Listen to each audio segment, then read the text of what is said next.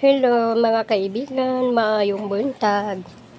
Ngayong umaga ay maambun-ambun na sa labas. Ngayon ay gagawa tayo ng avocado na paborito namin, yung avocado. Sariwa pa siya. Paborito namin ito ng anak ko. Kaya bumili ako ng 1 kilo. Bali, 130 ang 1 kilo dito sa Maynila. Kasi siya, mga kaibigan, sariwa pa. Kaya ngayon, bubuksan muna natin itong avocado. Masarap siya. Paborito namin. Isa ito sa paborito namin na prutas. At saka yung avocado, mga kaibigan, asukal lang ilalagay ko. Yung iba kasi gatas ang nilalagay nila. Pero sa amin, asukal lang.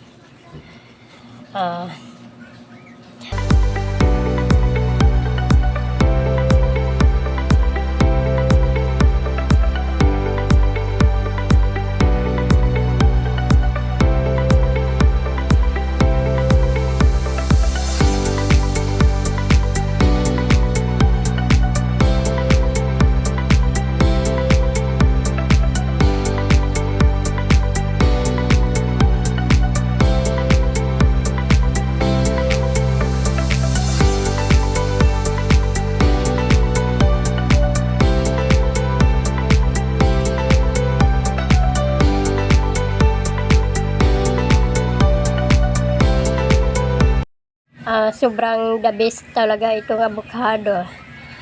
Hindi ko pwedeng hindi ko matikman ito kapag ting season na. Kasi ang sarap talaga nito, mga kaibigan. Asukal lang ang pwede kong ilalagay dito, mga kaibigan. Tama na itong asukal.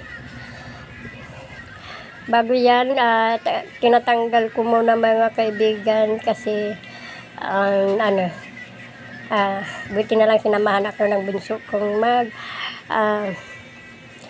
maglalagay ng avocado. Dalawa lang kami kakain nito, mga kaibigan. Ayaw nila ng iba kong anak itong avocado. Iwan ko ba sa kanila bakit ayaw nila itong kainin itong avocado.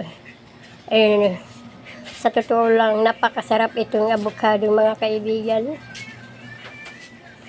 Ngayon naman, mga kaibigan, pagkatapos natin maglagay ng avocado sa mangkok, maglalagay na tayo ng asukal.